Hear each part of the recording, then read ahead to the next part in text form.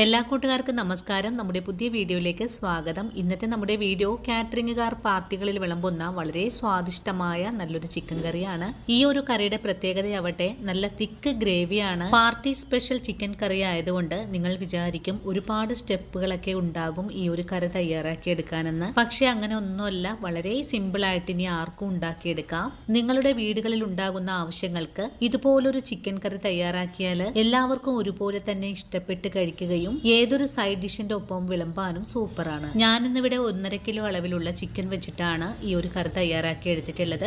ഒരു 10 പേർക്ക് സെർവ് ചെയ്യാൻ പറ്റുന്ന അളവുണ്ട്. നിങ്ങൾ ഈ വീഡിയോ കണ്ട് കൂടുതൽ അളവിൽ ചെയ്യുവാൻ ഉദ്ദേശിക്കുവാണെങ്കിൽ ഇതിന്റെ മെഷർമെന്റ് എല്ലാം തന്നെ നമ്മുടെ വീഡിയോയിലുണ്ട്.